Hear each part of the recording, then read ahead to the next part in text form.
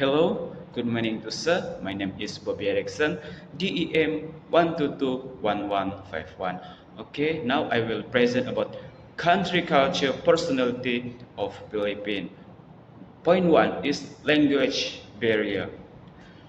The Philippines established significant language diversity with over 100 dialects spoken along Philippine and English.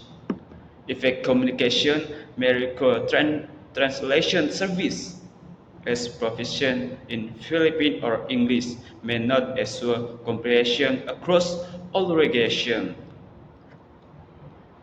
Point number two, body language.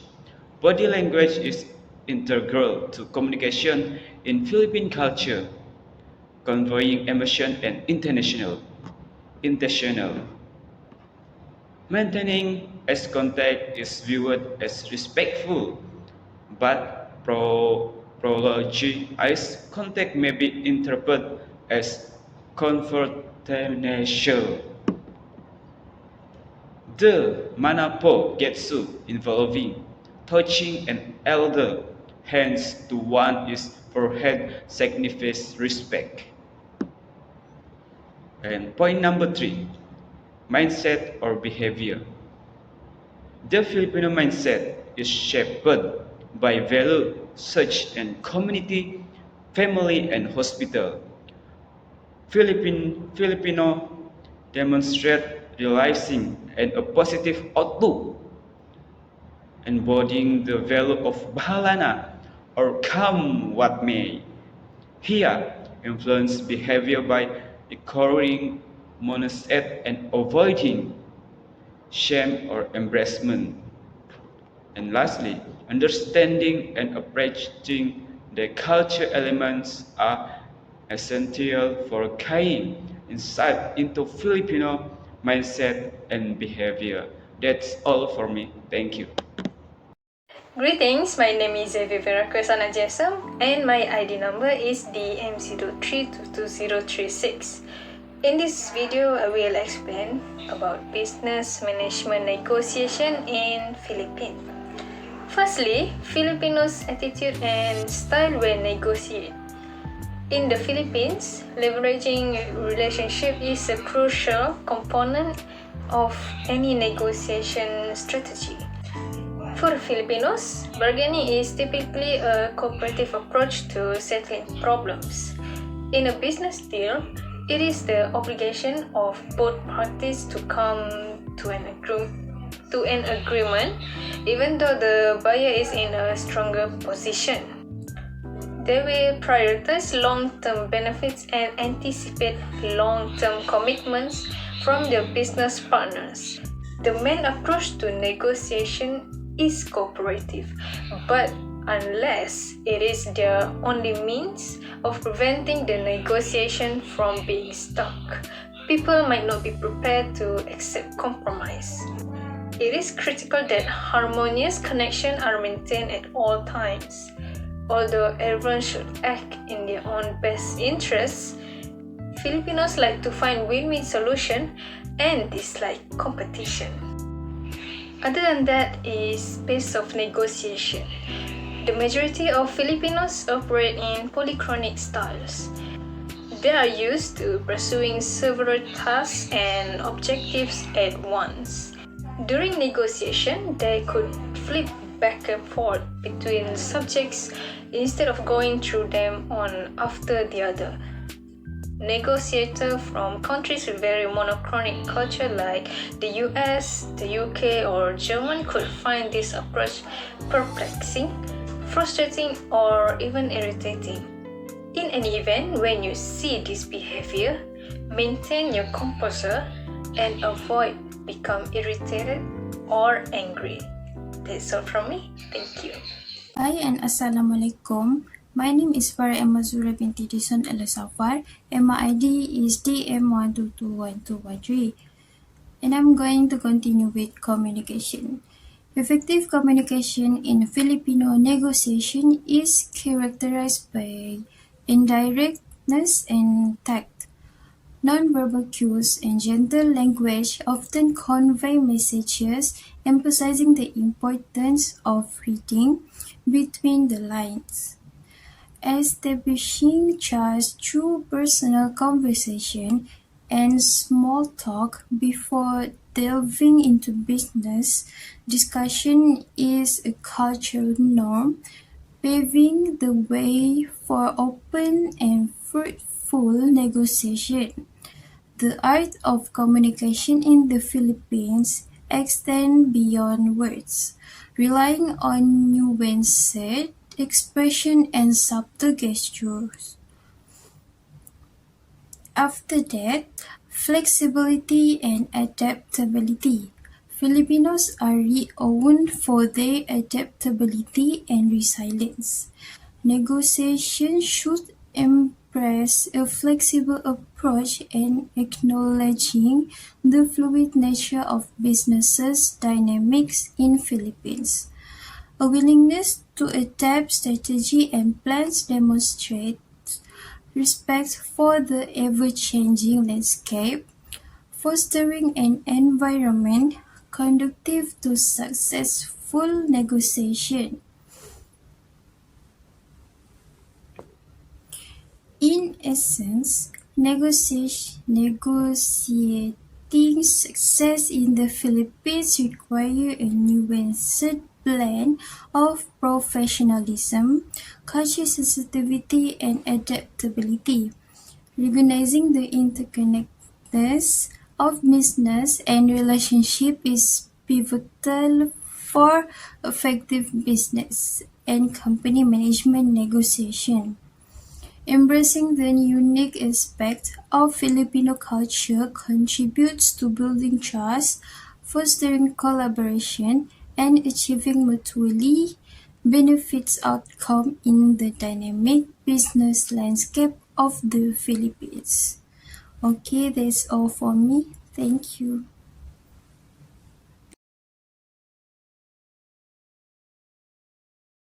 Hello sir, my name is Pichet Anamingu, student ID DM1221096. So today I will present about type of power of hierarchy. Firstly, business setup is hierarchical. Being a manager in the Philippines, need to know that the business setup is hierarchical.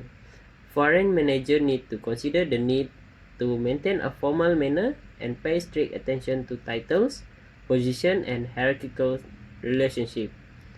Secondly, decision making.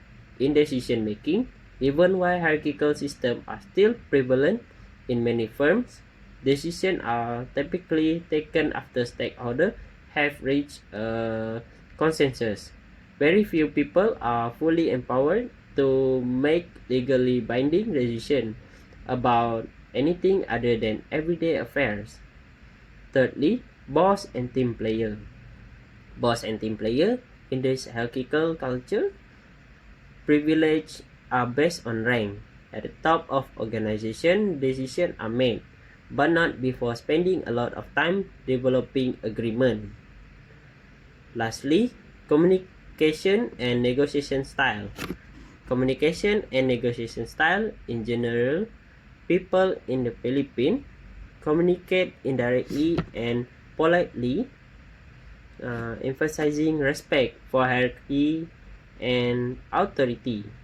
To avoid offending someone or starting a fight, people frequently employ euphemism or ambiguous word. That's all from me. Thank you. Hello, my name is Hannah Henry from batch 26A with ID number DEM1221159. Now I'm gonna present my part, which is advantage suitable to apply in Malaysia. There are some good things in the Philippines that can be applied in our country. Malaysia is how they improve the economy in terms of tourism. The Philippines is famous for its ecotourism. The first tourist attraction is Mactan Island. Mactan Island can be used as a recreational spot when we're traveling in the Philippines. When we are in the Philippines, we must be amazed because they are interesting place, such as the view of the clear blue beach and the sea water and white sand. The next interesting tourist spot is the city of Vegan. The city of Vegan is an old city in the Philippines. This place has been listed in the World Heritage category by UNESCO. In addition, the goodness in the Philippines that can be applied in the second country of Malaysia is the way they develop education. A component of the Ateneo de Manila University Loyola School is the School of Social Science, along with the 5 multidisciplinary programs of Chinese study, development study, Europe study, Japan study, and Southeast Asia study. It houses the 7 academic disciplines of communications, economy, education, history, political science, psychology, and psychology anthropology. Furthermore, the goodness in the Philippines that can be applied in the third country of Malaysia is the culture of music and dance. The Philippines has a rich heritage of music and dance, from traditional folks to modern. Philippines music and dance show the spirit and cheerfulness of this country's culture. That's all for me. Thank you. Hi, my name is Aldidaida binti Muhammad Hamidi and my ID number is DEM1221153. In today's video, I'm gonna talk about the disadvantage that it is suitable to apply in Malaysia. The first one are how they manage the natural disaster that happen in the country, and the second one is how they manage the unemployment and underemployment problem. Like how we know, the Philippines also often experience disaster like our country Malaysia. The Philippines has been called a country prone to natural disaster because of its proximity to the Ring of Fire, a typhoon belt in the Pacific Ocean region where many earthquakes and volcanic eruptions occur. The steps that they did are pre-disaster risk assessment actions, plans, and protocols, or more simply, emergency response preparedness. For them, ideally, it should be done before a hazard or disaster occurs, and this involves a risk assessment. The initial stage alone involved several government departments and agencies such as public defense, social welfare, the Department of the Interior, and local government, as well as experts from other government departments. Now, moving on to the second point. The second disadvantage that is suitable to apply in our country is how they manage the unemployment and underemployment problem. The unemployment rate in the Philippines decreased to 3.6 in November 2023 from 4.2 in the same month a year earlier. The unemployment rate was the lowest since records were kept in 1986 with 1.83 million unemployed, down from 2.18 million in the same month a year earlier. The way they deal with this issue can be applied in our country, such as reducing total workplace disability. And I think I have explained the two disadvantages that's suitable to apply in our country, Malaysia. Now that's all from me. Thank you. My name is Rana Kana and my ID is DEM1022010. Today I gonna present conflict that happened in Philippines. It's called drug wars killings. On June 30, President Marcos stated he would continue the war against the drugs initiated by his predecessor while Marcos claimed his administration would do a slightly different anti-drugs campaign by focusing on the rehabilitation of drugs users. Unlawfully use of force by police and government agents continued. Monitoring by DAHAS, program run by the Third World Study Center of University of the Philippines, found that at least 90 people had been killed in the center term drug-related violence in the period since Marcos in September.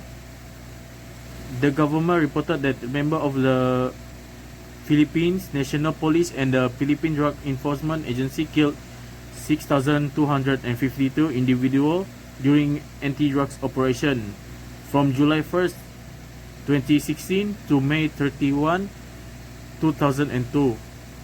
After Marcos took office, the government stopped releasing this statistic. The official death toll does not include those killed by unidentified gunmen whom Human Rights Watch and other rights monitors have credible evidence to believe operate in cooperation with local police and official. The OHRC calculated in 2020 reported that the death toll was at least 8,663. Domestic human rights state that the real figure of the drug wars killings possible triple the number reported in the OHCHR reported. That's all from me. Hello sir and good morning sir. My name is Abdul Rahim Berasat. My ID number is DAM1221099. This today I want to present about how they resolve that conflict. Number one, government policies and action. Total administration implemented law enforcement effort, military deployment, and rehabilitation program. Number two, international criticism. Condemnation from human rights group, warrants government and international community to extrajudicial killing and lack of due process. Number three, legal challenge. Individuals and organizations feel legal challenge seeking accountability for human rights violation. Number four, civil society and advocacy. Local and international group raise awareness about human rights abuse and call for policy consideration. Number five, media coverage. Highlighted issues such as extrajudicial killing and abuse. That's all. Thank you, sir.